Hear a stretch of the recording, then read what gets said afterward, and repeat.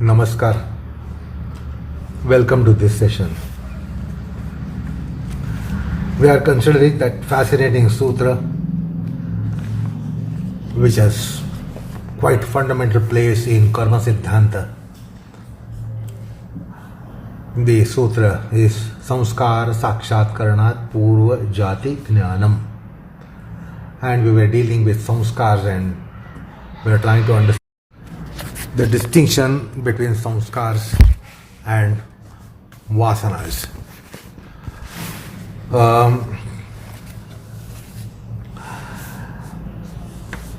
We many times claim that we know a particular person, but to know a person, it is one thing, but to know the samskaras of a particular person is another thing, and to become aware of the samskaras of another person, we need to have a long association, or what is called as Sahavaasa. We must stay together with that person for a long time. If we are just staying with a person for a couple of days and couple of weeks, we will not be able to identify samskaras. So we need a long company called Sahavaasa, and we need to have avalokan samarthya, avalokan kshamata. We must have good observations. So avalokan, parikshana, anveshana, vishleshana, all these things are important if you really want to know nature of a person. It doesn't happen with just introduction or induction to a person. We need to stay with that person for a long time. We must live with that person for a long time. We must move with that person for a long time. And then that person will be revealing the nature. Otherwise, one can be very decent in a social interaction, and therefore by mere social interaction with someone we really cannot understand nature of the person. So point is, samskaras need something beyond getting introduced to a person. It is to live with a person, it is to stay with a person, it is to go with a person, and then only we can realize the nature of that person, tendencies of the person. So the point is, the samskaras are something which are quite deep rooted, and they are not quite peripheral, they are not quite on surface. And then we read the nature of the person, and perhaps in philosophical language we will be able to identify the person as jadavadi, bhogavadi, ihavadi, prayojanavadi, paramarthavadi. So these are the different kinds of natures for a person. Somebody can be a materialistic person, somebody can be a spiritually inclined person. How do we know this? It takes some time to understand the disposition of a person. So some people are very practical minded, some people are materialistic people, some people are bhogavadi, ihavadi, jadavadi, prayojanavadi, paramarthavadi. So all these categories come in spiritual sciences and spiritual subjects. And then from the dimension of paramartha, whether one is really cultured or not is so important for one who is on the spiritual path.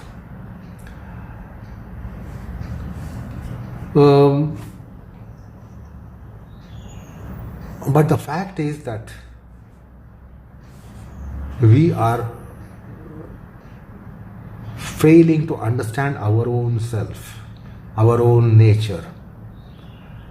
We are incapacitated to know ourselves but we try to venture to know someone else. And this is usually that we see in human world, that we try to assess someone else, we try to analyze somebody else's behavior, but we don't do that with our own regard.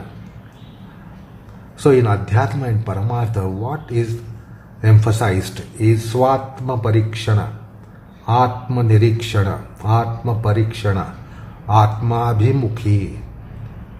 So it is self-inquiry. Self-inquiry gets a lot of importance in spiritual path, in Adhyatmic path. And at this point, it can be said that the yogic process is quite helpful in going for a self-inquiry. All other practices in life do not give that scope for self-analysis, self-introduction, self-understanding, because yoga is well-developed laboratory for a self-study. And that is why yoga gains importance in Adhyatma. And therein, samskaras become very important. How is oneself is not understood by external behavior, external appearance, or the social mask that one wears, or one wearing a mask in social world. That doesn't help one understand. One must be free from any mask, and that happens in the path of yoga. As a matter of fact, wherever it happens, that is called yoga. Wherever you are trying to have very unbiased self-study, unprejudiced self-study, that becomes yoga. That is another connotation of yoga.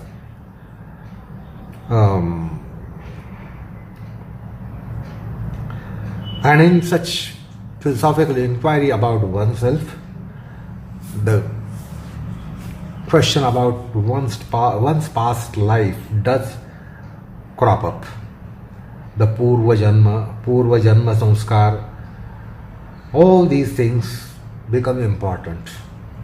At some stage or the other, they will definitely gain importance. And therefore, the Purvajati jnanam is important. It should be recalled that even Patanjali, in another place called Aparigraha in the Yamas, he explains the consequence of Aparigraha accomplished. Because that is not a moral ethical principle. Aparigraha is not a moral ethical principle as it might be deemed, but we have gone for sufficient education there, and we have realized that Aparigraha is not a moral ethical code. It has great depth, and therefore, when it is accomplished, Patanjali tells us, Janma Kathanta Sambodha. What was that in Aparigraha? Janma Kathanta Sambodha. That means answers to certain questions about oneself. Who am I? Whence am I? Why am I? What is all around me? Where am I leading? What is going to happen to me? So inquiry into this aspect, subjectivistic realm, retrospectively and prospectively, that is what Aparigraha does. It is called Purva Aparanta Bodha. Purva Aparanta Bodha. That means it is regressive as well as progressive knowledge about oneself. There is a regression as well as progression. We peep into our past and we also try to sight our future. Now, this is all constituted by Vasana, and therefore there is a concept called Vasana Shariram in Adhyatma. Vasana Sharira is not a subject matter that would come in pathology and radiology. But in Adhyatmic process, there is certainly some kind of insight or some kind of, and as well as foresight with respect to past and future respectively. So, therefore, Adhyatma speaks about Vasana Shariram. That is also called Sukshma Shariram. That's also called astral body. It is eternal body. It has been existing time without beginning. And this concept only comes in Oriental wisdom, in Upanishadic wisdom, and in the wisdom of the lower. So the point is, there is mention of samskara vasana shariram, the body of samskars and the body of vasanas.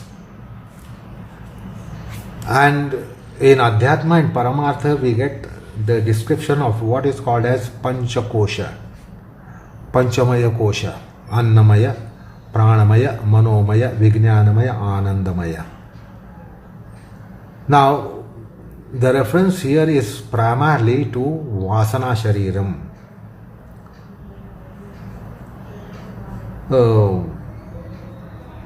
Annamaya, Pranamaya, Manomaya are the earlier three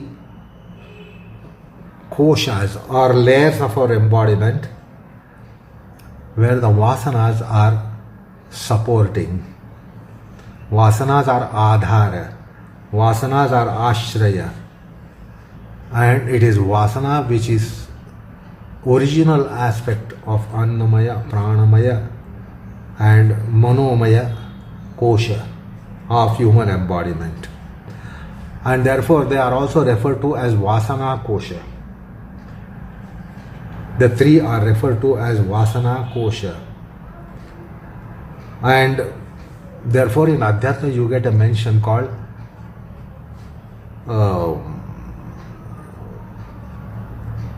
the Purusha is Vasanamaya. Ayam Purushaha Vasanamaya. Vasanamaya Ayam Purushaha. Vasanamaya Ayam Atma. And in this Vasanamaya kosha, we have earlier considered that Pranamaya kosha is so important aspect. So we don't have only tendencies as modern psychology might speak about, but we have tendency body. There are various facets of tendencies, and they really tell us how we are essentially and how we are in our existence beyond the peripheral and surface existence. As a matter of fact, why are we like this and why are we not like that? It is because of our Vasanamaya kosha. Vasanamaya kosha is constituted by our karmas from time without beginning. From all our various incarnations, we have been committing karmas, and the karmas give us the Vasanamaya kosha, the Vasana Shariram. And there are so many kinds of tendencies. So tendency itself has an anatomy. And there is something that is called as tendencies of the body, tendencies of the flesh, tendencies of the senses, and tendencies of the mind. So, in modern sciences, we come across the mention of tendencies of the flesh, tendencies of the senses, tendencies of the mind. So there are tendencies behind the body, tendencies behind the senses, and tendencies behind the mind. but no science gives as clear picture as Adhyatma gives by postulating the Pranamaya kosha. So we have almost anatomy of Vasanas. The Annamaya kosha has reference to the tendencies which are rooted in our body matters as well as mind matters. And Adhyatma quite clearly gives exposition to these various loci of tendencies by postulating Shat Chakras. So we are all aware of the Shat Chakras: Mooladhara Chakra, Swadhisthana Chakra, Vishuddhi, the Manipuraka Chakra, Anahata Chakra, Vishuddhi Chakra, Agnya Chakra. But that postulation also tells us about Mooladhara Vasana, Swadhisthana Vasana, Manipuraka Vasana, Anahata Vasana, Vishuddhi Vasana and Agnya Vasana. So also samskars. There are Mooladhara samskars, there are Swadhisthana samskars, there are Manipuraka samskars, there are Anahata samskars, there are Vishuddhi samskars and there are Agnya samskars.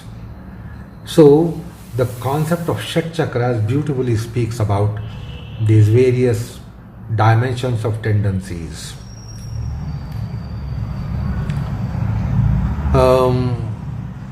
And therefore we must understand the Pranamaya kosha, and we did some endeavor to understand Pranamaya kosha before going for pranayam, and we did go for a very, very detailed understanding of Pranamaya kosha. So it is suggested that one goes back to that part of our sessions where we were dealing with Pranamaya kosha, and there was delineation of Shat Chakras as loci of various tendencies.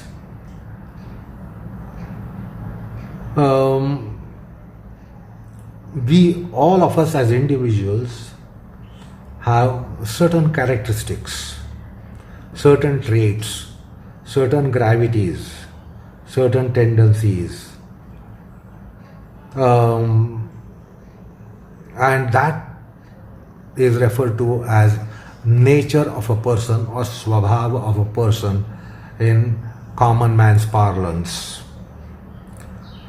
So we have these aspects called Vyaktimatva, Vyakti Vaishishtya, Vyaktigata Gunadharma, Vyaktigata Gunadosha. And in common man's parlance, this is all referred to as swabhava.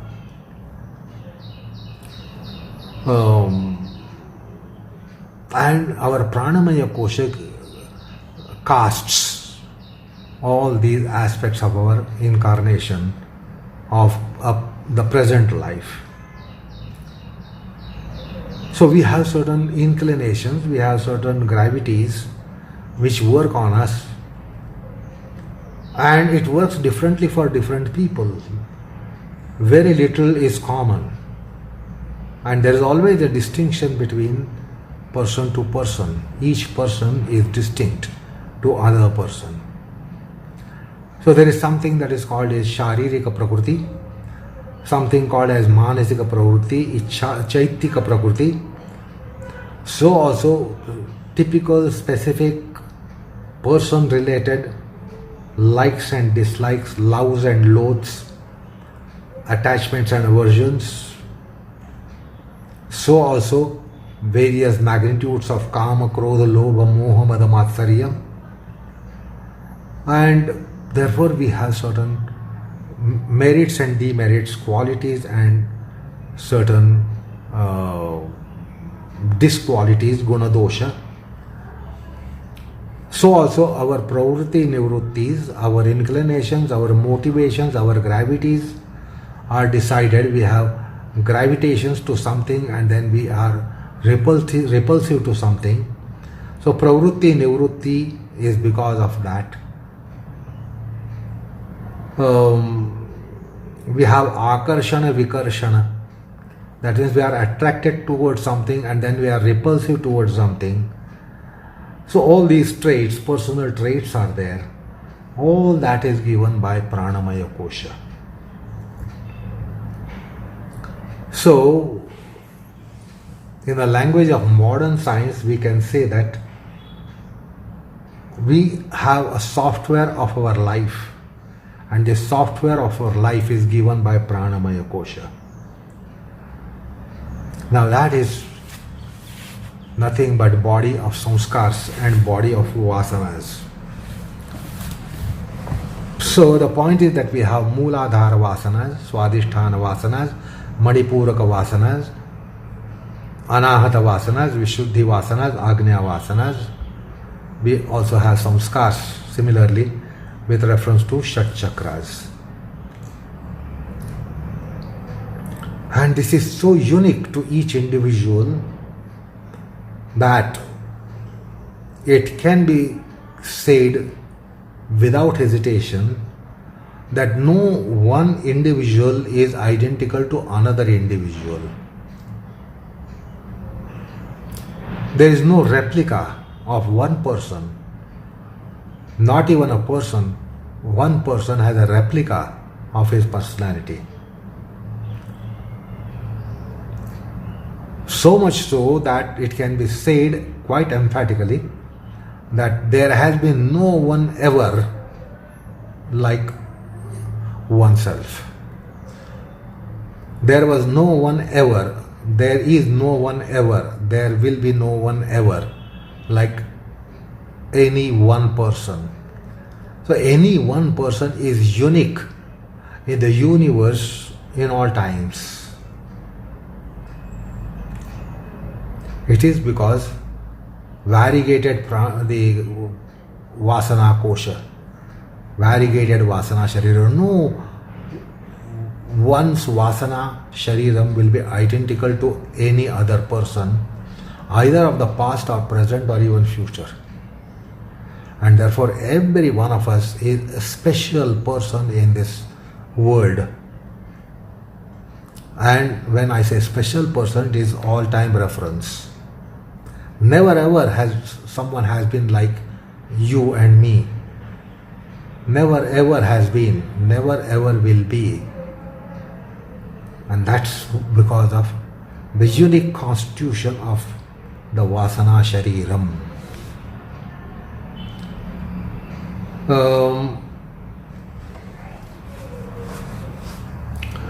So,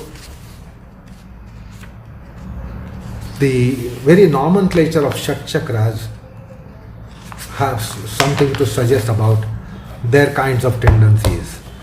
Like Mooladhara Vasanas are common to all living beings. You might be human or you might be subhuman. There are certain Mooladhara Vasanas. Those are called Aadhaar, Bhaya, Nidra, Maithunam. Aadhaar means tendencies for food. No living being is without tendency for food. It is not only that we live by food, it is not only that we come from food and we go to food, but there are tendencies. There are Mooladhara Vasanas. Aadhaar, Bhaya. There is another characteristic condition of all living beings. No living being ever will be fearless. Some or the other kind of fear will be there. And most common fear is fear for one's extinction.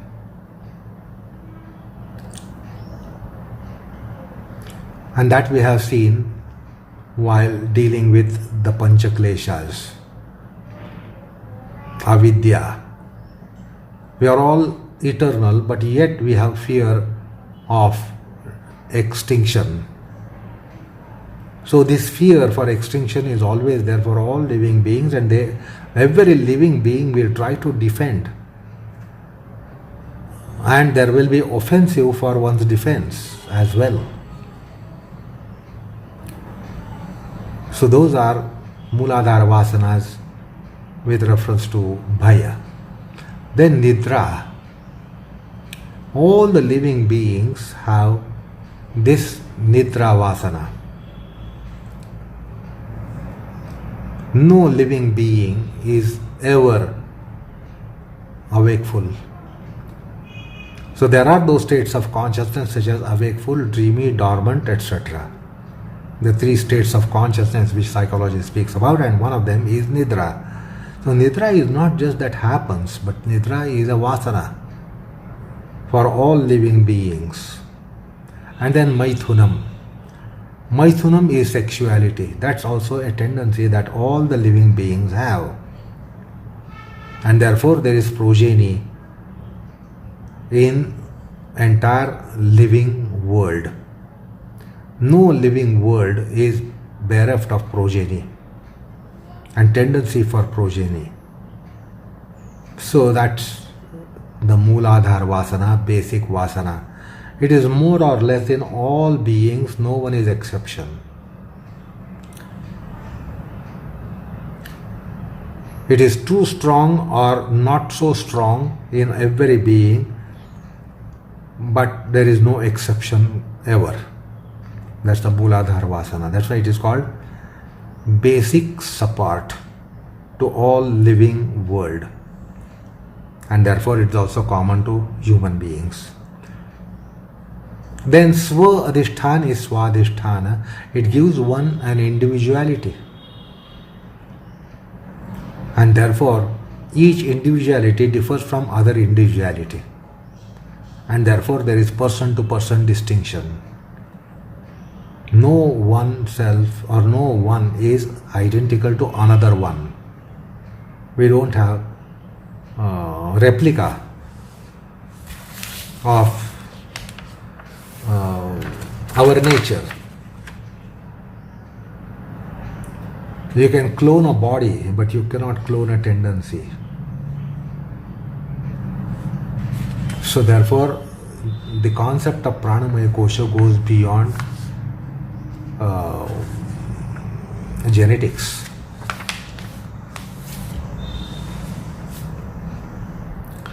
So that is the Swadhisthana, very apt nomenclature, Swa-adhisthana. Then Manipuraka. Manipuraka is in the belly region,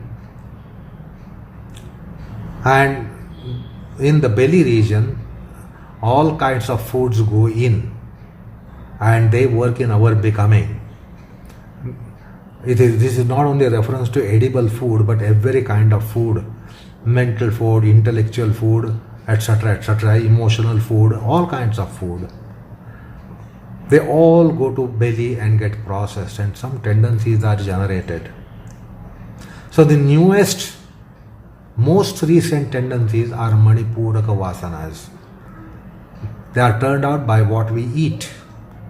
When I say eat, it is not only food at the dining table, but every kind of food that we eat, intellectual food, mental food, emotional food, all kinds of food that we eat.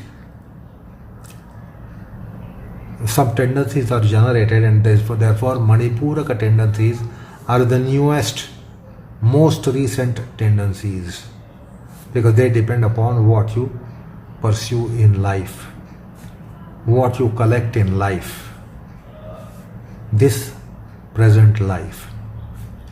That's Manipuraka Vasana. Anahata Vasanas are hearty tendencies. That these tendencies don't leave a person from their influence. And therefore we see that some people do some strange things in life. A formal pursuit is done for a particular branch of knowledge, but the person is dabbling with some other realm of knowledge as well. It is because of the hearty tendencies.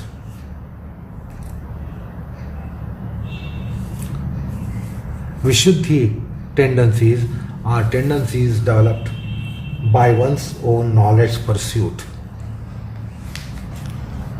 People have tendencies to carry out formal, informal study of various disciplines in life.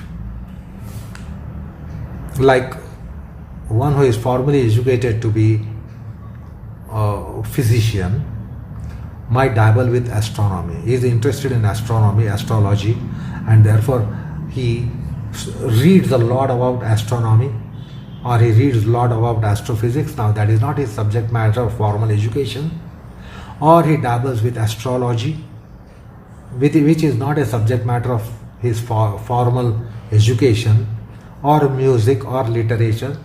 So there are many physicians, medically trained people who are inclined to have pursuit in literature, pursuit in music, and they really try to study, not only practice music, but they study music.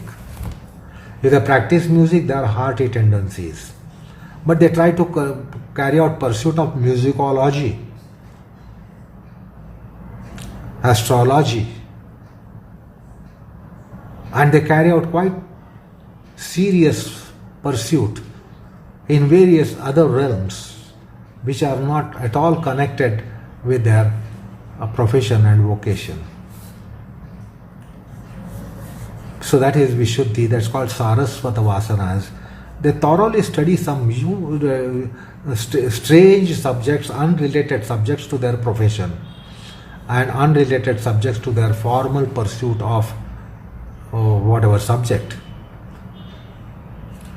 So that is called Saraswata Vasana, and Vishuddhi Chakra is the locus of it. Agnya gives one a particular profile of I-ness, ego, identity.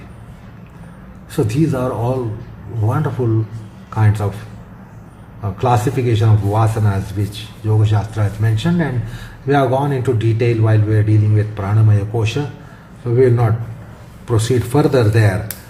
Only suggestion is that one should go back to that part. So finally, let me tell you that there are Mooladhara tendencies, Swadhisthana tendencies, Manipuraka tendencies, Anahata tendencies, Vishuddhi tendencies, Agnya tendencies. And in modern terminology, if I had to tell you, it would be biological tendencies, it would be individual personalized tendencies, then intake and food generated tendencies, hearty tendencies, academic tendencies, and ego tendencies. So the 6 chakras and their 6 kinds of classes of samskaras and vasanas can be explained in the modern language that way. So these are our samskaras. Ageless, they are indeed ageless. They have been coming to us and they have been with us and they are developed by us in our all past incarnations. So it's a huge body of samskaras which underlies human existence, persona and character. And then Adhyatma gives a lot of importance to this samskaras. And by samskara sakshatkaranam, that is when the samskar subject matter comes to samyama, there is Purvajati jnanam. One clearly, conspicuously gets the knowledge of one's previous life. Complete account of previous life is possible by the Purvajati jnanam that comes by samadhi process. And that is what this sutra is telling us. So, let us try to understand the textual purport that is given by Vyasa here. So, with specific reference to yoga, Vyasa begins to say, Dvaye khalu ami samskaraha smruti klesha hetavo vasana rupa vipaka hetavo dharma rupaha. So, the samskars, as I said already, that there are so many classes of samskars, but we are now considering a functional classification which is suitable for what we are discussing, the siddhi of 318, samskara sakshatkaranat purvajati jnanam. Samskars are of two classes. One class of samskars are the ones who trigger our smrutis and kleshas. The smruti is not just reference to memory. The smruti in Adhyatma has a greater connotation. And they also trigger vasanas, in the sense kleshas, avidya, asmita, raga, dvesha, abhinivesha. So those who come as support to kleshas, that is one kind of samskars. So they are vasana rupa and karma phala bhoga hetu rupa. And therefore we are inclined for dharma conduct. So sometimes we create virtues and sometimes we create vices. Sometimes we create papa and commit papa and sometimes commit punya, and sometimes commit dharma and sometimes commit adharma. So they are impelling forces for our conduct of life. So they are the one class of samskars which Vyasa diverges. Te purva bhavabhihi samskrutaha parinama cheshta nirodha shakti jivana dharmavat aparidrushta chitta dharmaha. So they work for the kind of life that we lead. Te purva bhavabhihi. They are purva janmarjita. They are purva janmarjita. They are earned in our previous life and previous lives. So these are the samskars which have come from our previous incarnations.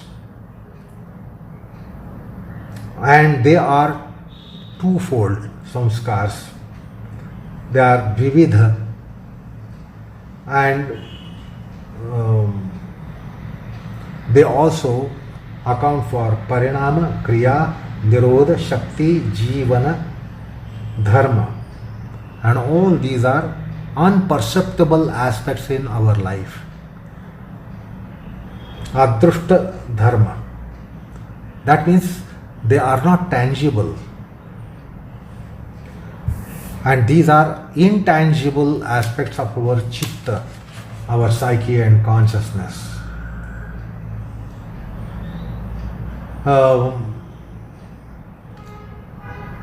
And I recall Vyasa telling us about these adrushta dharma of the chitta in the commentary on 3.15. What does he say there? So let me take you back to 3.15. So there he says, Chittasya dvaye dharma paridrushtascha aparidrushtascha.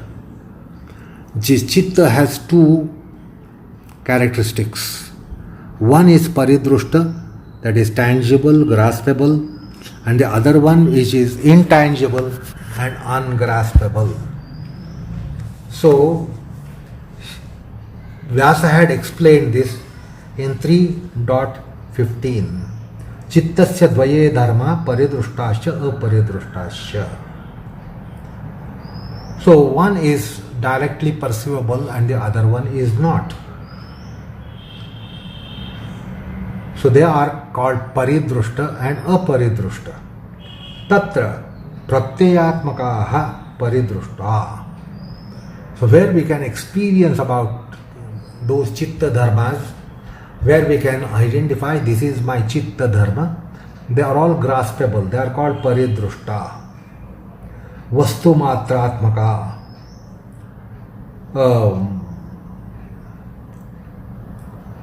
So they will be perceivable to human intelligence.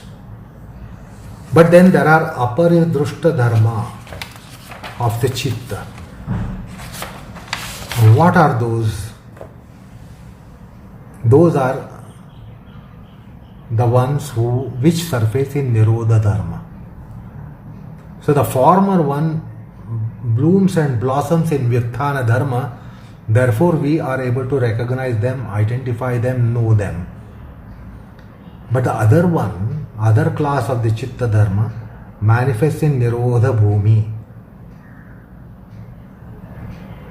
And when the Chitta Vrittis are completely restrained or undergoing the restraint of Samadhi caliber, then they have the surface. They come to surface. Te cha saptaiva bhavati anumanena prapita vastu matra sadbhavaha. They are only 7, as Vyasa points out.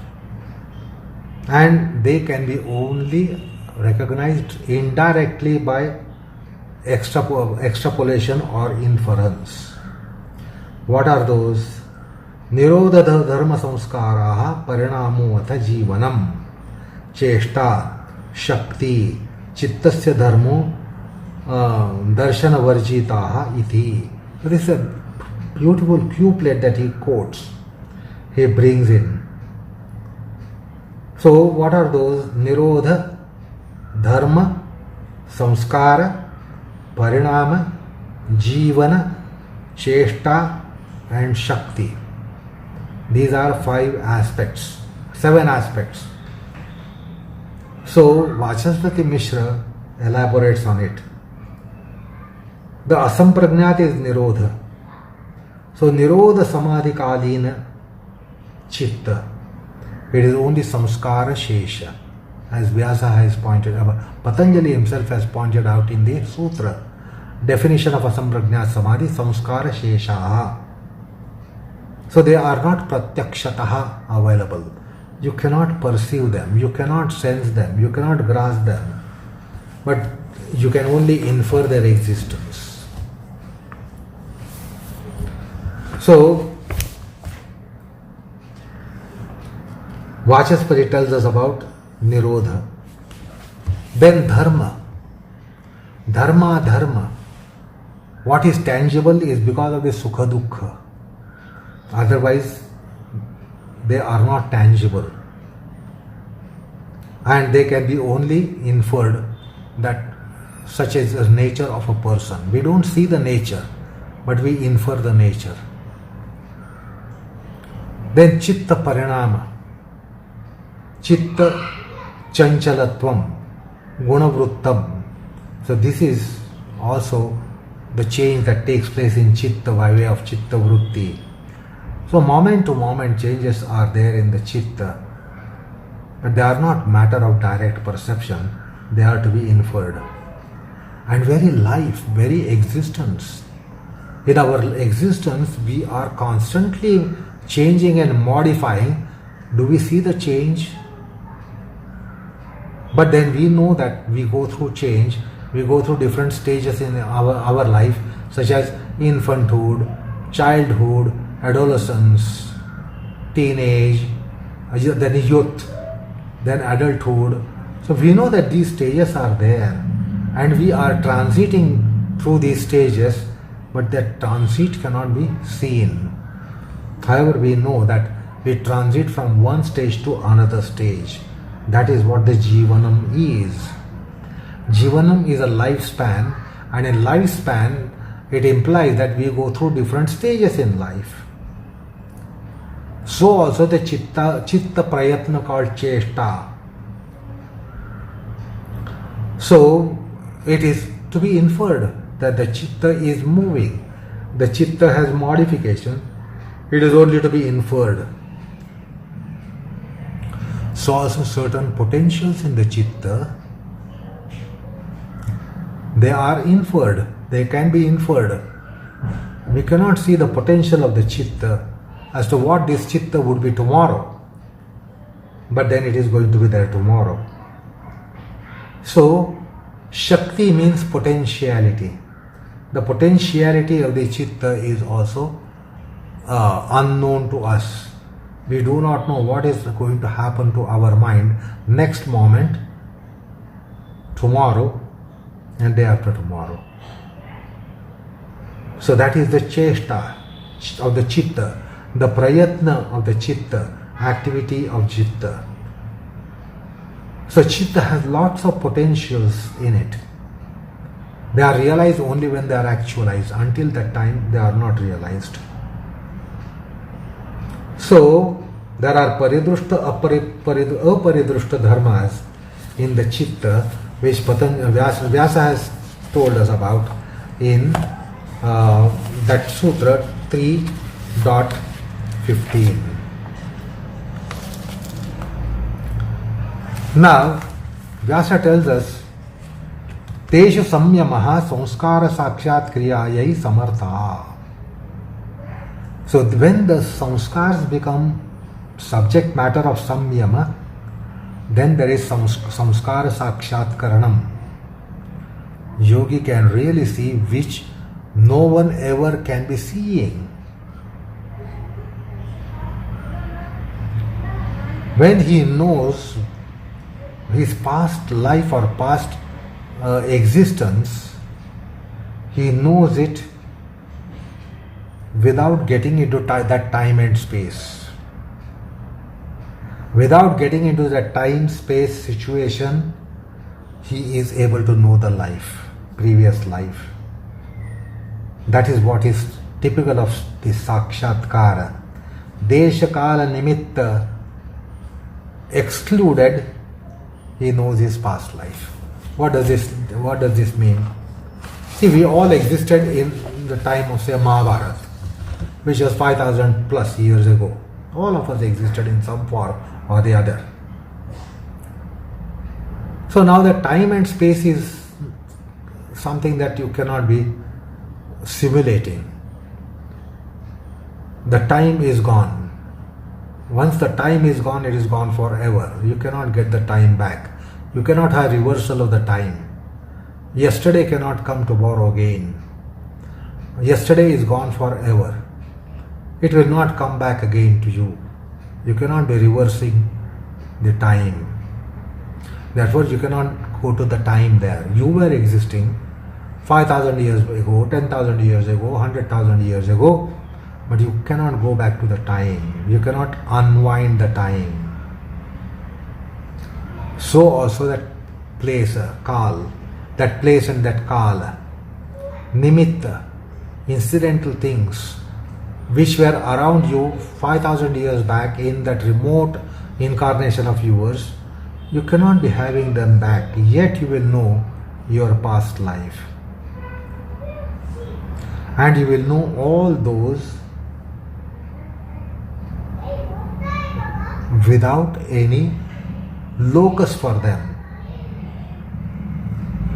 So without those things, you will know how you were in Mahabharata time, in Ramayana time. We all existed in Srimad Ramayana time. We all existed in Sri Mahabharata time. But then, without going back to time, we will know what we were and what happened to us.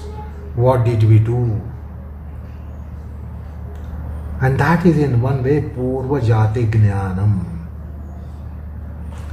So the Purvajati jnanam can come to a yogi.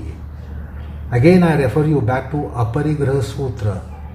Aparigraha stairyai janma kathanta sambodaha. Go back to delineation on that sutra and try to understand how we can go back in time and understand our previous and past life.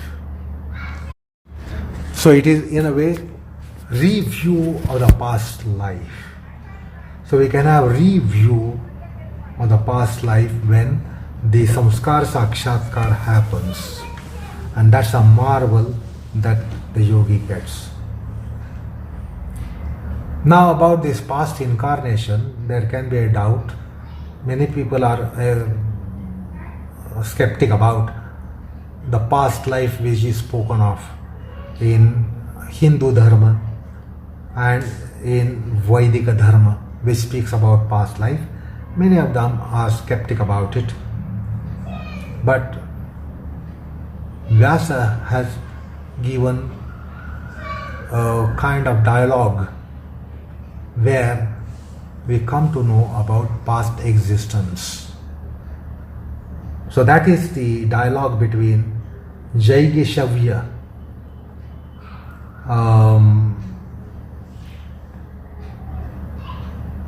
talking to Bhagavan Avatya.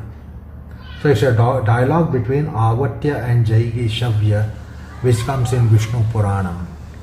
So which tells us about eternal existence of mankind. So let's try to have little view into that. But that we will do in our next session. Namaskar all of you.